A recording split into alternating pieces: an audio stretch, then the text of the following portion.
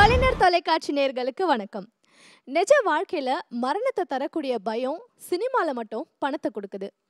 மறைந்த எழுத்தாளர் சுஜாதா அவர்கள் சொன்னதை சொன்னா இந்த படத்துக்கு ரொம்பவே பொருத்தமா இருக்கும். உலகமே அழிந்து அமைதியா இருக்கும்போது உயிரோட இருக்கிற ஒருத்தருக்கு கேட்கும் முதல் சத்தம் தான் பயம். இந்த சிறுகதை தான் உலகத்திலேயே மிக சிறந்த பயத்தை தரக்கூடிய சிறுகதைன்னு எழுத்தாளர் சுஜாதா அவர்கள் சொல்லியிருக்காங்க. உரு இந்த திரைப்படம் எந்த மாதிரியான பயத்தை தர இருக்குன்றத இந்த படத்துடைய டீம் கிட்ட கேட்டு தெரிஞ்சுக்கலாம். வணக்கம், வெல்கம் டு அவர் ஷோ. நிகழ்ச்சியுடைய துவக்கத்தில் சொன்ன மாதிரி தான் ஒரு நல்ல பயத்தை வந்து இந்த படம் வந்து எல்லாருக்குமே கொடுத்துருக்கு அப்படின்னு தான் சொல்லணும். இந்த பயம் வந்து ரசிகர்களை போய் சேர்ந்துருக்குன்னா நீங்கள் வந்து வெற்றி அடைஞ்சிருக்கீங்க அப்படின்றது அர்த்தம். அண்ட் அது மட்டும் இல்லாமல் நல்ல வசூலை வந்து இந்த படம் குவிச்சிட்டு இருக்குதுன்றதை நாங்கள் கேள்விப்பட்டிருக்கோம். ஸோ வாழ்த்துக்கள் உங்கள் எல்லாருக்குமே. நான் டேரக்டர் கிட்டேருந்து வந்து ஸ்டார்ட் பண்ணலாம் அப்படின்ட்டு இருக்கேன். ஸோ உரு திரைப்படம் உருவமற்ற உரு அப்படின்னு சொல்லலாம். படம் பார்த்தவங்களுக்கு வந்து அது தெரியும். ஸோ உருவமற்ற உரு என்ன மாதிரியான பயத்தை கொண்டுள்ள காட்சிகளோடு அமைஞ்சிருக்குன்றதை பற்றி நீங்கள் சொல்லுங்கள்.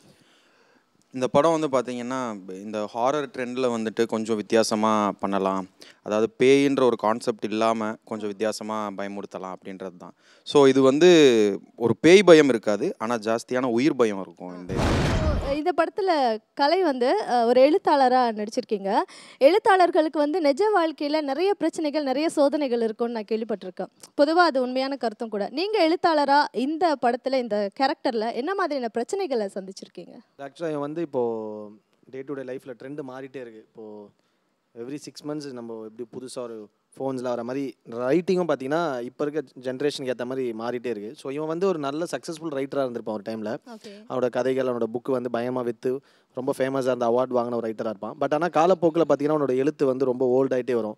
ஸோ இப்போ இருக்கிற இப்போ ஜனங்களுக்கு வந்து அது வந்து ஒட்டாமல் இருக்கும். ஸோ அப்போ இப்போ இருக்க ட்ரெண்டுக்கு ஏற்ற மாதிரி என்ன எழுதலாம் அப்படின்னு சொல்லிட்டு யோசிச்சு தான் இந்த கதையை எழுத ஆரம்பிப்பான். ஸோ அவன் ஃபீல்ட் அவுட் ஆகிட்டு அதுக்கப்புறம் சரி ஏன் நம்ம அந்த மாதிரி ஆகிடுச்சுன்னு யோசிக்கும் போது சரி இந்த ஜென்ரேஷன் நம்மளால் தொடர்ந்து அந்த ஸ்டைலில் எழுத முடியலன்னு சொல்லிட்டு அப்போ தான் வந்து இந்த சைக்கலாஜிக்கல் த்ரில்லர் எழுத ஆரம்பிப்பான். ஸோ அந்த ட்ரெய்லர்லேயே அந்த டைலாக் வரும், ஒரு கொலையை வந்து க்ரைமாக இல்லாமல் கலையாக பார்க்குறவனை பற்றின கதை அப்படின்னு.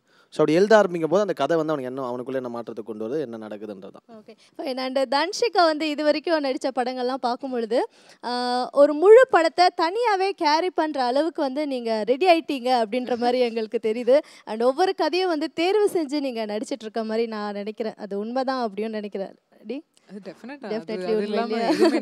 ஸோ இந்த படம் இந்த கதாபாத்திரம் உங்களுக்கு வந்து எந்த அளவுக்கு ஸ்பெஷல்னு நீங்கள் நினைக்கிறீங்க? ரொம்பவே ஸ்பெஷல். என்னன்னா வந்து கபாலிக்கு அப்புறம் வந்து ரொம்ப கான்ஷியஸாக சூஸ் பண்ண படம் இது, which is very very close to my heart. And Vicky Anand வந்து when he narrated the script I felt இதுதான் வந்து நான் பண்ணணும், this is the right time to do this film அப்படின்றது எனக்கு தோணுச்சு. அண்ட் ஜோஹன், ஸோ உங்களை பற்றியும் வந்து மென்ஷன் பண்ணியிருந்தாங்க தன்ஷிக். ஆக்சுவலி ஜோஹனுடைய டேலண்ட் என்ன அப்படின்றது வந்து மெட்ரோ படத்திலே ரசிகர்களுக்கு வந்து தெரிஞ்சிருச்சு. ஸோ இந்த படம் வந்து பார்க்கும்போது பார்த்தீங்கன்னா ஒரு மாதிரி பயமாக இருக்குது, த்ரில்லாக இருக்குது. அதுக்கு காரணமே வந்து பயத்தை கொடுத்துருக்க அவங்களுடைய மியூசிக்னு தான் நான் சொல்லணும். ஆக்சுவலி நீங்கள் எப்படி இந்த படத்தில் கமிட் ஆனீங்க? விக்கி வந்து மெட்ரோ பார்த்தாரு படம், கண்டினியூஸாக 2 வாட்டி பார்த்துட்டு எனக்கு அப்ரோச் பண்ணாங்க.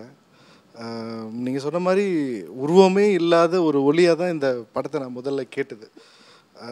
கேட்ட பிறகு 2 பேருமே டிசைட் பண்ணார். அவரும் என்கிட்ட பேசிக்காக சொன்னது என்னென்னா இது வந்து ஒரு விஷுவல் ட்ரீட்டாகவும் சவுண்டிங் ட்ரீட்டாகவும் இருக்கணும். அந்த மாதிரியான ஒரு உள்ளே வந்தாங்கன்னா அப்படியே பயந்துட்டு போகணும் அப்படின்ற ஒரு விஷயத்தை முன் வச்சாங்க. ரொம்ப சூப்பராக இருந்தது. 2 பேருமே பயங்கரமான, ஏன்னா மியூசிக் பண்ணுறதுக்கு ஒரு ப்ரீ ஒர்க் வந்து அந்த ஷூட் ஸ்பாட்டில் என்ன பண்ணியிருக்காங்கன்றது தான். ஸோ சூப்பராக இருந்துச்சு. அண்ட் தென் ஒரு டிஃப்ரெண்ட் எக்ஸ்பீரியன்ஸ் எனக்குமே. இதுதான் என்னுடைய லைஃப்பில் ஃபஸ்ட்டு இந்த மாதிரி ஒரு த்ரில் கைண்ட் ஆஃப் மூவி பண்ணது. ஓகே சார், ஆக்சுவலி எனக்கு வந்து இந்த சீன் இப்படி வேணும், இந்த டைலாக் எப்படி டெலிவர் பண்ணுங்கன்னு சொல்லுவாங்க. பட் நடித்து அதை போட்டு காமிச்சு அப்படியே பண்ண சொன்னால் ஆர்டிஸ்ட்க்கு ஒரு மாதிரியே ஃபீல் ஆகிடும். அவங்க ஸ்டைலில் தான் அவங்க பர்ஃபார்ம் பண்ணுன்ற மாதிரிலாம் இருக்கும்ல. பட் அவங்க ஆக்சுவலாக இதுக்கு நான் தான் பதில் சொல்லணும். என்னன்னா வந்து அது ரொம்பவே ஹெல்ப்ஃபுல்லாக இருந்தது. ஆஸ் அன் ஆர்டிஸ்டாக நம்மளுக்குன்னு ஒரு தனி பாணி இருக்கும், எல்லாம் இருக்கும். பட் இந்த ஃபிலிமை பொறுத்த வரைக்கும் டிரெக்டரோட விஷன் வந்து ரொம்பவே முக்கியம். And he has to travel with his vision. அந்த விஷனை நாங்கள் கரெக்டாக கேப்சர் பண்ணணும். அது when he was doing that record பண்ணி வைக்கும்போது இட் வாஸ் ரியலி ஹெல்ப்ஃபுல். உண்மையாக சொல்லணும்னா அதுக்கு நான் எல்லா டைரக்டர்ஸும் நடிச்சு காமிங்கன்னு சொல்ல மாட்டேன். சரி, இல்லை நான் அந்த மாதிரி நடித்து காமிச்சு ரெக்கார்ட் பண்ணிட்டு நான் சொல்கிறோம் அதுதான் மேம் இது வந்து என்னோட ஸ்டைலில் நான் ஒன்று பண்ணியிருக்கிறேன், இது உங்கள் ஸ்டைலில் இம்ப்ரோவைஸ் பண்ணுங்கள் அண்ணா, இது உங்கள் ஸ்டைலில் இம்ப்ரோவைஸ் பண்ணுங்கள், நான் சுமாராக ஏதோ ஒன்று பண்ணி வச்சுருக்கிறாங்க, நீங்கள் அதை பெஸ்ட்டாக கொடுத்துருங்க எனக்கு அப்படின்ற. ஏன்னா என்னென்று நம்ம உட்காந்து எக்ஸ்பிளைன் பண்ணி புரிய வச்சு அப்படி டைம் வேஸ்ட் பண்ணுறத விட நம்ம அதை பண்ணி வச்சுருந்தோன்னா வந்து பார்த்துட்டு கல்யாணம் பார்ப்பார், மேம் பார்ப்பாங்க, ஓகே ஓகே ஓகே டேக் போயிடலாம், அவ்வளோதான். ஸோ ஒரு மானிட்டர் பார்க்கணும், இந்த இதில் வேணால் அவசியம் இல்லை. இன்ஃபேக்ட் சொல்லப்போனால் மானிட்டரே பார்க்கல, எடுத்தாலும் ஃபஸ்ட் டேக் தான், மானிட்டரே பார்க்கல எந்த ஷாட்டுக்குமே நாங்கள். சரி, உருனா லைக் உருவம் உடையது தானே உரு, இல்லை வேற ஏதாவது அர்த்தம்? உருன்றது வந்து உருவம்ன்றது வந்து சொல்லுவாங்க இல்லைங்களா, பல உரு கொண்டவன்னா பல உருவம் கொண்டவன். ஸோ உருன்றது இன்னொரு அர்த்தம் நாங்கள் சர்ச் பண்ணி பார்த்ததில் பயம், அச்சம் அப்படின்ற ஒரு மீனிங் வந்துச்சு. ஸோ இந்த ரெண்டு மீனிங்குமே இந்த படத்துக்கு வந்து சேஃபான ஒரு மீனிங்கிறதுனா அப்படியே வச்சாச்சு, இந்த பேரே வச்சுட்டோம். ஸோ முன்னெல்லாம் பார்த்தீங்கன்னா காதல் இல்லாமல் தமிழ் சினிமாவே இல்லை அப்படின்ற மாதிரி சொல்லுவாங்க. ஆனால் இப்போல்லாம் பார்த்தீங்கன்னா சஸ்பென்ஸ் த்ரில் இல்லாமல் தமிழ் சினிமாவே இல்லைன்னு சொல்கிற அளவுக்கு வந்து படங்கள் வந்துட்டே இருக்கு. உங்களுடைய உரு வந்து ஒரு புது மாதிரியான பயத்தை கொடுக்கும்னு சொல்லுவீங்களா? கண்டிப்பாக இதில் காதல் இல்லைன்ட்டு எப்படி சொல்ல முடியும், இதுலேயும் காதல் இருக்குது, அதோட சேர்ந்து பயமும் இருக்குது. மற்ற பேய் படங்களோட கம்பேர் பண்ணும்பொழுது லைக் பயத்தை தரக்கூடிய படங்களோட கம்பேர் பண்ணும்பொழுது எந்த மாதிரியான ஒரு பயத்தை உரு வந்து கொடுக்கும்? உரு வந்து கொடுக்கும்னா சிஜி இல்லாமல் ஆளுங்களை வச்சு பயமுறுத்தி இருக்கிறான், அவ்வளோதான். சிஜி வச்சு நான் பயமுறுத்தல. நம்ம பேய் படம்னா நமக்கு ஒரு ரெஸ்ட்ரிக்ஷனே இருக்காது, என்னன்னாலும் சொல்லிக்கலாம். ஏன்னா பேய்க்கு வந்து இப்படி தான் இருக்கணும், அப்படி இருக்கணும், இன்சைடு வரணும், இன்சைடு வரணும், எந்த நேரத்தில் எதுனாலும் நடக்கும், எல்லாம் கேட்டால் கடைசியில் பேய் தான் பண்ணுச்சு அப்படின்னு சொல்லலாம். பட் இதில் வந்து அப்படி இருக்காது, ஒரு ஆள் வந்து பண்ணுற மாதிரி இருக்கும். ஸோ அதனால் வந்து அது விஷயமா கொஞ்சம் ரெஸ்ட்ரிக்ஷன்ஸ் இருந்தது. ஸோ எது பண்ணாலுமே கொஞ்சம் லாஜிக்காக பண்ணோம். ஏன்னா இப்போ வந்து பேய்னா நம்ம எங்கேனாலும் பறக்கும், திடீர்னு அங்கே போவோம், கட் பண்ணால் இங்கே 2 கிலோமீட்டர் ஓடி இருப்பா, டக்குன்னு பார்த்து அங்கே நின்றுருவோம், அந்த மாதிரி. ஸோ அதெல்லாம் இல்லாமல் இதில் வந்து ஆக்சுவலாக இதில் நிஜமான பேய் பார்த்தா இவர் தான். ஏன் அப்படி சொல்கிறீங்க? ஏன்னா மியூசிக் அவ்வளோ ஹெல்ப் பண்ணியிருக்கு. அதாவது ஒரு சீன் வந்து ஒரு நார்மலாக இருக்குது, நார்மலாக மியூசிக் இல்லாமல் பார்த்தா நம்மளுக்கு ஒரு வேர்ஷனாக தெரியும். இவரோட மியூசிக் வந்ததுக்கப்புறம் நான் டப் பண்ணும்போது தான் படம் பார்த்தேன். அதுக்கப்புறம் மியூசிக்கோடு பார்க்கும்போது சில இடங்கள்லாம் பயந்துட்டேன் நானும். அதுக்கு வந்து டெஃபினட்டாக இவரோட மியூசிக் பயங்கரமாக பயமுடுத்தும் எல்லாரையும். அண்ட் நீங்கள் கேமராமேன் பிரசன்னாவை பற்றி பேசிட்டு இருந்தீங்க. ஆக்சுவலி அவர் வந்து இந்த படத்தை பார்த்தீங்கன்னா ஒரு நியூ ஃபீலாக எங்கள் எல்லாருக்குமே கொடுத்துருக்காருன்னு தான் சொல்லணும். ஏதாவது ஒரு ஷாட் வந்து நாங்கள் பார்த்துருக்கும் போது நாங்கள் எதிர்பார்க்காத விஷயம் பார்த்தீங்கன்னா அதில் வரும். ஏன்னா லாங் ஷாட்லேருந்து ஏதாவது வரதா இருக்கட்டும், பயம்படுத்துகிற மாதிரி லைட்டிங்ஸ் கொடுத்துருக்காரு, மூமெண்ட்ஸ் வந்து இருக்குது. அண்ட் க்ரியேட்டிவாக நான் கண்டிப்பாக ஏதாவது பண்ணுறேன் இந்த படத்துலன்னு சொல்லியிருந்தார்ல, அந்த மாதிரி அவர் பண்ண விஷயங்கள் என்ன? அதாங்க சொன்ன மாதிரி டிசம்பர் மந்தில் நான் வந்து இந்த க்ரியேட்டிவ் பார்ட்டு அது வந்து நான் சொல்கிறத விட நீங்கள் பார்த்தா உங்களுக்கே கண்டிப்பாக தெரிஞ்சிடும். பட் அதை உருவாக்குறதுக்கு அவர் பட்ட கஷ்டன்றது வந்து நான் அதை இங்கே சொல்லலான்னு. ஏன்னா டிசம்பர் மந்த்து ஃபுல்லாக நைட் ஷூட்டு, 3 degrees 4 degrees குளிர், சரிங்களா. எனக்கு வந்து 6-7 அசிஸ்டன்ட்ஸ் வச்சுருந்தேன். ஏன்னா ஒருத்தனுக்கு வந்து காய்ச்சல் வந்துச்சுன்னா அவனை படிச்சுட்டு மீதி ஆளை வச்சு வேலை பார்க்கலாம் அப்படின்றதுக்காக எக்ஸ்ட்ரா சப்ஸ்டியூட்ஸ் ஒன்று வச்சுக்கிட்டே தான் இருந்தேன் நான். பட் வந்து இந்த மொத்த குரூவில் எல்லாருக்குமே காய்ச்சல் வந்துச்சு. ஒரு நாள் காய்ச்சல் வராமல் வேலை பார்த்த ஒரே ஆள் பிரசன்னா ப்ரோ தான். வந்து அவர் தான் இத்தனைக்கும் அஸ் அ சினிமாட்டோகிராஃபர் 24/7 அவர் தான் வெளியில் இருக்க போகிறார். அந்த கிளைமேட் ஆகட்டும், நான் கூட வந்து முடியல உள்ளே போயிட்டு வர்றது என்னால் மூவ் ஆக முடியும், அந்த இடத்த விட்டு வெளியே போயிட்டு வர முடியும் அஸ் அ டைரக்டர். ஆனால் அவர் கேமராவை செட் பண்ணுறது எல்லா வேலையும் அவர் வெளியிலே தான் இருந்து ஆகணும். அது எல்லாத்தையும் தாண்டி அவர் வந்து இந்த ப்ராஜெக்ட் எனக்கு நான் எதிர்பார்த்த மாதிரி எனக்கு ரொம்ப அழகாக எடுத்து கொடுத்துருக்காரு. ஓகே. ஸோ இந்த மாதிரி ஒரு சஸ்பென்ஸ் த்ரில் மூவியில் பார்த்தீங்கன்னா எப்போவுமே டெக்னீஷியன்ஸ்க்கு வந்து அதிகமாக ஸ்கோப் பண்ணுற மாதிரி இருக்கும் அப்படின்னு சொல்லுவாங்க. அதே தான் ஆர்டிஸ்ட்டுக்குமே வந்து அதிகமாக அவங்க வந்து தன்னுடைய பர்ஃபார்மன்ஸை வெளிப்படுத்துறதுக்கான சான்சஸ் அதிகமாக இருக்கும். அவங்க அதை சூப்பராக பண்ணிட்டாங்கன்னா அந்த படம் வந்து பயங்கர சக்ஸஸ் ஆகிடும். ஸோ அந்த மாதிரி நீங்கள் 2 பேருமே இந்த படத்துக்காக பயங்கரமாக ஸ்கோர் பண்ண விஷயங்கள்லாம் சொன்னாங்களே, லைக் இந்த இடத்துல வந்து ஆக்டிங்கான ஸ்கோப் நல்லா இருக்கு. ஸோ கலை, தன்ஷிகா நம்ம செமையா பண்ற மாதிரி ஸ்கோப் இல்லாத ஷாட்னு கேளுங்களேன். எல்லாமே இல்ல ஸ்ட்ரைட்டாவே கதைக்குள்ள போய்டும் படம். அதனால வந்து ஆரம்பத்துல இருந்தே அவங்க பெஸ்ட் கொடுத்தே ஆகணும். இட்ஸ் வெல் ரிட்டன் அண்ட் இது இப்படி தான் இருக்க போது, இப்படி தான் இங்கே இந்த மாதிரி தான் வந்தாகணும். அதில் எந்தவித காம்ப்ரமைஸும் கிடையாது இந்த ஃபிலிம் பொறுத்த வரைக்கும். You need to give 200% for this film. இதுக்கு 2 சீக்வன்ஸ் நான் சொல்லணும் முக்கியமாக. யப்பா இப்பயே சொல்லுங்க. இல்லை ஓப்பனாக சொல்லாம யோசிச்சுட்டு இருந்தேன். லைக் ஒரு 20 minutesல வந்து இப்போது இவருக்கு ஃபஸ்ட் சீக்வன்ஸ் வரும். இவர் எழுத ஒவ்வொரு ஆக்டிவிட்டீஸாக நடந்துகிட்ருக்கு. நீங்கள் படம் பார்க்கும்போது அந்த ஃபீல் பண்ணியிருப்பீங்க. அங்கே அவருடைய ஃபேஸு அண்ட் தென் அதில் வச்சுருக்க அந்த ஒரு செட் ப்ராப்பர்ட்டி மேலே இருந்த அந்த ஒரு டிரான்சாக்ஷன் நடந்து போகிறது, இதெல்லாமே வந்து அங்கே ஃபுல்லாக சைலண்ட் தான் விட்டுருக்கு. பிகாஸ் அந்த ஒரு அவுட்புட் சூப்பராக இருந்தது. அவங்களது பார்த்தீங்கன்னா செகண்ட் ஹாஃபில் வந்து ஒரு ஒரு பேக்கேஜை பிரித்து பார்க்குற ஒரு இடம், அதுக்கு ப்ரீயாக வந்து ஒரு டைமிங்ஸ் இருக்கும். ஸோ அந்த இடத்துல அவங்களுடைய ஆக்டிங் அதிக நேரம் ஒர்க் பண்ண சீக்வன்ஸ் இது ரெண்டுமே. என்ன விக்கி மியூசிக் கம்மியாக வந்த இடத்துல தான் அவர் அதிகமாக வேலை பார்த்தாரு. அவங்க சைலண்ட்டாக, அதுதான் ராஜா சார் சொல்கிற மாதிரி சைலண்ட் மெயின்டைன் பண்ணுறதுக்கு நிறைய ஒர்க் பண்ணிடும். ஸோ அந்த மாதிரி இந்த 2 சீக்வன்ஸும் ரொம்ப நேரம் ஒர்க் பண்ணி எல்லாத்தையும் அழிச்சிட்டு இது போதும் அப்படின்ற ஒரு ஃபீல். இந்த படத்தில் வர எல்லா டைலாக்ஸுமே வந்து நீங்கள் தான் கொடுத்துருக்கீங்களா? நீங்கள் எழுதிருக்கீங்க. அதில் ஒரு டைலாக் வந்து லைக் கொலையை வந்து கிரிமினலாக பார்க்காம கலையாக பார்க்கணும் அப்படின்ற மாதிரி சொல்லியிருந்தீங்க. அந்த மாதிரி கதையை வந்து ஒரு கலையாக நாங்கள் பார்க்கும்பொழுது ஒரு மாதிரி வெறுப்பு மாதிரி எங்களுக்கு வரத்துக்கு வாய்ப்புகள் இருக்கா, இல்லாட்டி வேற ஒரு புது உணர்வு கொடுக்குமா? ஸோ நீங்கள் எந்த ஒரு கான்ஃபிடென்ஸில் இந்த மாதிரியான ஒரு படத்தை வந்து ஆக்சுவலி கொடுத்துருக்கீங்க? இது வந்து ஆக்சுவலி நான் ஒரு ஷார்ட் ஃபிலிம்காகன்றது அந்த டைமில் வந்து நான் இங்கிலீஷில் எழுதின ஒரு டைலாக். ஓகே. அதை அப்படியே வந்து மாற்றினேன். அது வந்து கலையண்ணனே நடித்தப்போ இன்னும் அழகாக ஆப்டாக வந்து அதில் வந்து பொருந்துச்சு. Killing ain't a crime but an art அப்படின்னு போட்டதான். ஏன்னா பேசிக்கலாக வந்து சைக்காலஜி இவங்கெல்லாம் பார்த்தீங்கன்னா அவங்களுடைய நியாயம் அவங்களுக்குன்றது இருக்கும். அது அந்த நிலைன்றது என்னன்னா தப்பையும் சரியும் பிரித்து பார்க்க தெரியாத ஒரு நிலை தான் அது. ஸோ அவங்கள பொறுத்த வரைக்கும் அவங்க பண்ணுறது ஒரு தப்பு கிடையாது, அதனால தான் அதை பண்ணுறாங்க இன்ஃபேக்ட். ஸோ அதனால தான் சொன்னேன், அதை வந்து ஒரு க்ரைமாக பார்க்க தெரியாதவங்களுக்கு அதை வந்து ஒரு கலையாக பார்ப்பாங்க அப்படின்னு சொல்கிறது தான் அது. அதை கலையண்ணனே சொன்னது வந்து இன்னும் அழகாக அப்படின்ற மாதிரி. Super super. இது வந்து சைக்கோவோட பெர்ஸ்பெக்டிவ்ல இருந்து பல விஷயம் பாத்தீங்களா அவங்க என்ன சொல்றாங்க. இந்த தாட் வந்து இது வந்து சைக்கோ பெர்ஸ்பெக்டிவ், சைக்கோட பெர்ஸ்பெக்டிவ் தான். ஐயோ அண்ணனெல்லாம் நான் எதுவும் சொல்லல, உன்ன சைக்கோன்றாங்க. அப்ப ஓகே அக்செப்டட் தான். எல்லாருக்குள்ளேயும் ஒரு குட்டி குட்டி சைக்கோ இருக்கதான செய்யறாங்க. உண்மை. சரி, இந்த ஒரு அழகான டைலாக் வந்து கலை தான் சொல்லணும், இந்த கேரக்டருக்கு கலை தான் வேணும், தன்ஷிகா தான் வேணும், மியூசிக் ஜோஹன் தான் வேணும். ஸோ அந்த ஒரு ப்ரிப்ரேஷன் எப்படி நீங்கள் கதை வந்து சொல்லும் பொழுதேவா, நீங்கள் ரைட் பண்ணும் பொழுதே வந்துதா, இல்லாட்டி அதுக்கப்புறமா நினச்சிதாங்க எழுதினாரு? 200% ட்ரூ. அதை வந்து மேடமே சொல்லிட்டாங்க.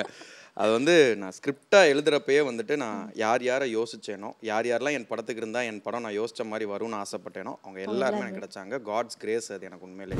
ஸோ கலை ஒவ்வொரு படத்துலையும் பார்த்தீங்கன்னா லைக் என்ன கதாபாத்திரம் கொடுத்தாலும் அதுக்கு முழுசாக அவங்கள வந்து நீங்கள் அர்ப்பணிச்சுட்டு வரீங்க. அண்ட் அந்த கதாபாத்திரத்துக்கு ஏற்றமான விஷயங்களை வந்து உங்களுக்குள்ளே நீங்கள் உள்கொண்டு வரீங்க. ஸோ இந்த படம் அப்படின்னு பார்க்கும் பொழுது நீங்கள் எந்த அளவுக்கு மென்டலி ப்ரிப்பேர் ஆனீங்க, இல்லாட்டி இல்லை அவர் சொன்னது தான், அவர் மானிட்டரை கொடுப்பேன் அப்படின்னு சொன்னார்ல, ஸோ அதை பேஸ் பண்ணியே போயிட்டீங்களா? இல்லை, அதுக்கு முன்னாடி இந்த கதை சொல்லி முடிச்சுட்டு நான் 2-3 தடவை ஒரு தடவை ஃபஸ்ட்டு ஓப்பனாக சொல்லணும் படிச்சுட்டு ஓகேப்பா அப்படின்னு சொல்லிட்டு வேணாம் நான் பண்ணல, ஏதோ எனக்கு தெரில, எனக்கு செட் ஆகுமான்னு தெரில அப்படின்ட்டேன். என்ன போய் நீ ரைட்டரெல்லாம் காமிச்சுனா சிரிச்சிருவாங்க அப்படின்னு.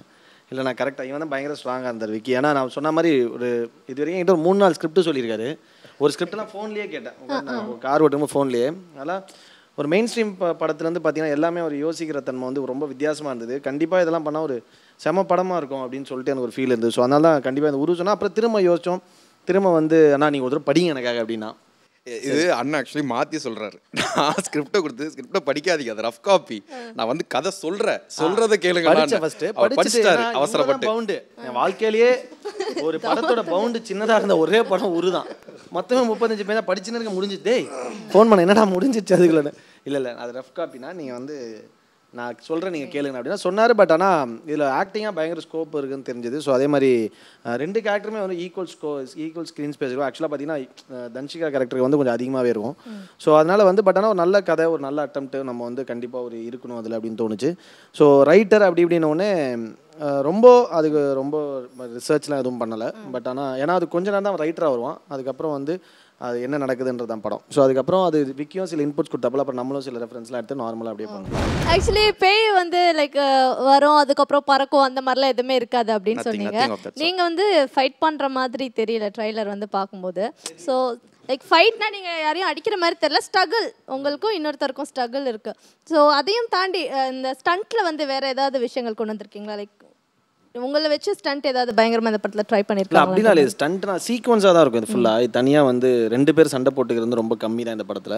இவங்களுக்கு தனியான ஒரு சீக்வன்ஸ் இருக்கும், எந்த தனியான ஒரு சீக்வன்ஸ் இருக்கும். ஸோ வந்து ஒரு ஸ்ட்ரகிளாக தான் இருக்கும் ஃபுல்லாகவே. ப்ராப்பரான ஒரு ஃபைட்டு, ஒரு கொரியோகிராஃப் பண்ணி அப்படிலாம் எதுவுமே இல்லை. ஒரே ஒரு ஃபைட் இருக்குது அப்படி. மற்றபடி வந்து ஒரு ட்ராப் ஆகிட்டு அதுக்குள்ளே எப்படி கஷ்டப்படுறாங்க, அது எப்படி வெளில வர இது பண்ணுறாங்க அந்த மாதிரி இருக்கும். ஓகே. பேய் படமாக இருந்தாலும் லைக் பயத்தை தரக்கூடிய ஒரு படமாக இருந்தாலும் வந்து காதல் இருக்குது இந்த படத்தில் அப்படின்னு சொன்னீங்க. காமெடியும் இருக்கா இந்த படத்தில்? அன்ஃபார்ச்சுனேட்லி இல்லைங்க. இல்ல நீங்க எதிர்பார்த்தீங்களா கலை காமெடி வேணும்னு? நாங்கள் நடிச்சது தான் காமெடி. நீங்க நடிச்சது காமெடியா? இல்லை காமெடிலாம் இல்லை, இல்ல பாட்டும் இல்லை. ஒரு டைட்டில் சாங் போடுறோன்னு சொல்லிட்டு செம்ம சாங் 2 சாங் போட்டு 2மே படத்தில் வைக்காம வெளில வச்சிருக்காரு அவர் வீட்டில். அவருக்கு லவ் சாங்கும் கிடையாதா? Waste of time. ஜோக் அவருக்கு லவ் வரல. இசை எங்கேருந்து வருது? சரி, எப்பவுமே என்ன தெரியுமா பண்ணுவோம், இந்த ப்ரோக்ராமுக்கு வந்து ஒரு நல்ல சிங்கர் வராங்க, இல்லாட்டி வந்து ஒரு நல்ல ஆர்டிஸ்ட் வராங்க, இல்லாட்டி கொஞ்சம் காமெடி பண்ணக்கூடியவங்களா வராங்கன்னா அந்த படத்தில் ஏதாவது ஒரு சீன் வந்து அவங்களை நடிக்க சொல்லி, இப்போ ஹீரோயின்ஸ் வந்தால் ரொமான்ஸ் பண்ணி காமிச்சு ஏதாவது லவ் சீன்ஸ் ஏதாவது பண்ண சொல்லலாம் கேட்போம்.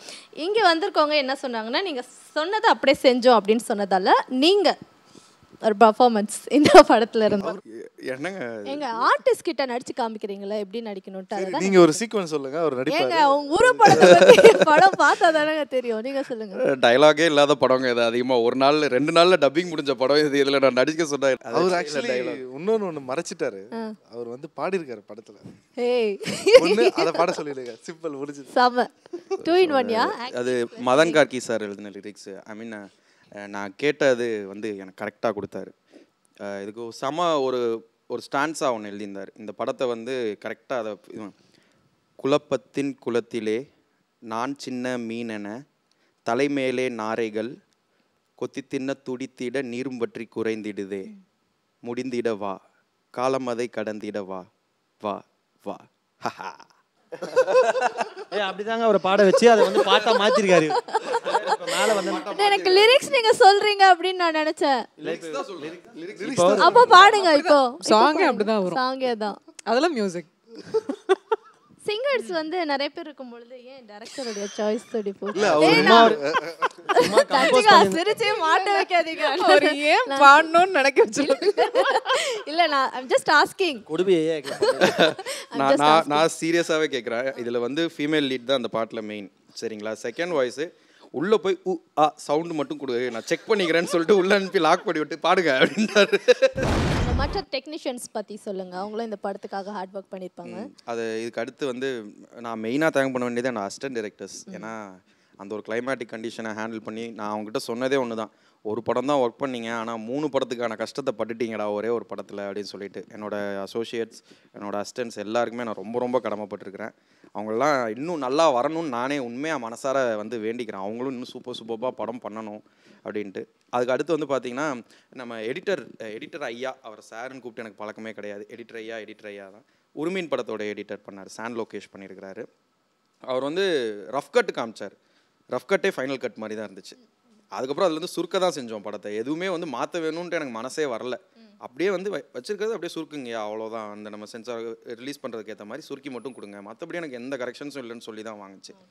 இதுக்கடுத்து ஸ்டண்ட் மாஸ்டர் பிரபு, அவர் காத்தாடி படத்தில் வந்து நான் அசோசியேட்டாக இருந்தப்போ அவர் அசோசியேட் ஸ்டண்ட் மாஸ்டர்.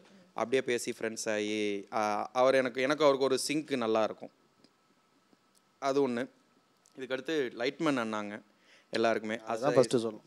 இல்லை ஆக்சுவலாக அந்த படம் வந்து ஒரு க்ரூவாக போயிட்டு அந்த இடத்துல வந்து இப்போ எங்களுக்காவது அட்லீஸ்ட் கொஞ்சம் ரிலாக்ஸ் பண்ணுற டைம் இருக்கும். பட் அந்த ரிலாக்ஸ் பண்ணுற டைம்லையும் லைட் ஆஃபீஸர்ஸ் மற்றவங்கலாம் பார்த்தீங்கன்னா ஃபுல்லாக ஒர்க் பண்ணிட்டே இருக்கணும். அந்த கோடா கட்டி ஒரு லைட் கஷ்டம், ஏன்னா கீழே இருக்க முடியாது. ஒரு 40 feet கோடாலாம் கட்டி அது மேலே உட்காந்து கீழே அந்த குளிர், அவர் ஒரு போர்வை ஒன்று போர்த்திட்டு மேலேயே உட்காந்துட்டு இருப்பாரு லைட்மேன் ஒருத்தர். அது ரொம்ப கஷ்டப்பட்டாங்க இந்த படத்துக்காக. லைட்மேன் எல்லாருமே ரொம்ப கஷ்டப்பட்டு பண்ணாங்க. பட் ஆனால் இதில் வந்து இது வந்து ஹார்ட் ஒர்க்கை தாண்டி நம்மளுக்குள்ள ஒரு வில் பவர் இருக்கணும். அப்போதான் ஒரு மாதிரி படம் பண்ண முடியும் கண்டிப்பாக. கலை, நம்ம ஷோட எண்டுக்கு வந்துட்டோம். ஒவ்வொரு ஷோட எண்டுலையும் பார்த்தீங்கன்னா நம்ம ப்ரொடியூசர் பற்றி கண்டிப்பாக பேசுவோம். கலை சொல்லுங்கள், இந்த படத்துடைய ப்ரொடியூசர் பற்றி அந்த ரிலீஸ் பண்ணுறதுக்கு அதை பேசணுன்னு தான் வச்சுருந்தோம். இல்லை ஆக்சுவலாக ரொம்ப இப்போ நாங்கள் இது ஷூட் பண்ண டைம் வந்து அதான் சொன்னோம்ல, டிசம்பர். அந்த டைம் கரெக்டாக டிமானிட்டைசேஷன்.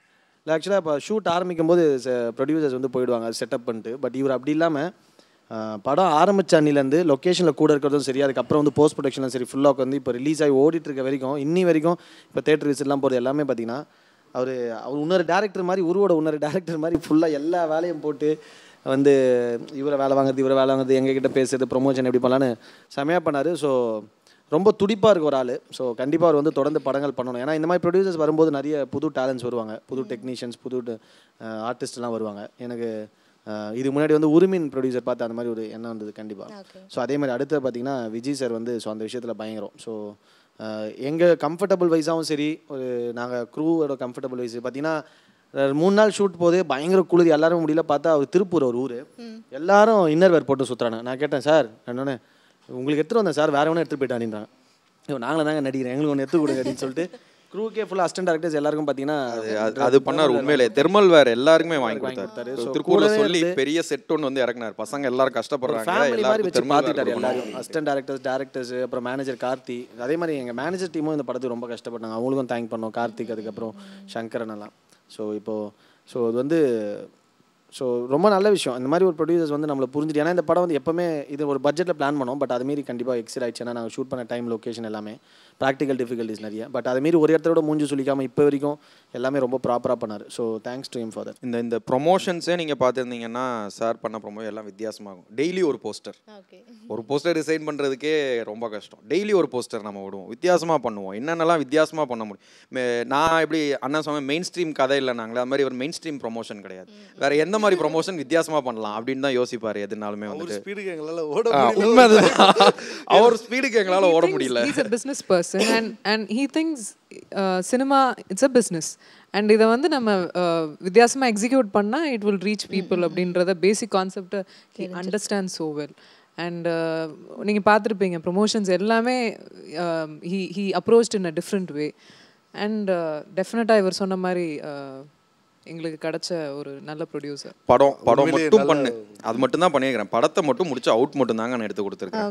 இந்த படத்தை கொண்டு வந்து இங்கே நிறுத்துறதுலேருந்து எல்லாம் அவர் தான் இறங்கி வேலை பார்த்தாரு. So I am very much lucky to have him as my first film producer. இன்னும் நான் நிறையா படம் அவர் கூட பண்ணணும்னு ஆசைப்பட்றேன். ஆக்சுவலி இப்போ படம் ரிலீஸ் ஆகிட்டு ஒரு நல்ல வரவேற்பு அடையும் பொழுது கண்டிப்பாக அவருக்கு வந்து ரொம்ப சந்தோஷமாக இருந்திருக்கும் அப்படின்னு நினைக்கிறேன். பட்ட கஷ்டத்துக்கெல்லாம் நம்ம பசங்க பலன் கொடுத்துட்டாங்கன்ற மாதிரி ஃபீல் பண்ணியிருப்பாரு. உங்களுடைய hard work and team work எந்த அளவுக்கு இருந்தது அப்படின்றத வந்து இவ்வளோ நேரம் நீங்கள் எங்கள் கூட ஷேர் பண்ணீங்க. So thank you so much. உருவமில்லாத இந்த வந்து உங்கள் ஒவ்வொருத்தருக்குமே இந்த படம் மூலமாக புது உருவத்தை கொடுத்துருக்குன்னு நான் நினைக்கிறேன். ஸோ உங்களுடைய ஃபர்தர் ப்ராஜெக்ட்ஸ் எல்லாமே வந்து நீங்கள் சக்ஸஸ்ஃபுல்லாக பண்ணுறதுக்கு எங்களுடைய வாழ்த்துக்கள். அண்ட் உங்கள் டீம் திரும்பவும் சேர்ந்து நிறைய படங்கள் பண்ணுங்கள். So thank you so much. இந்த படத்துடைய சக்ஸஸ் மீட்டில் நம்ம திரும்பவும் சந்திக்கலாம். Thank you so much for this wonderful meet.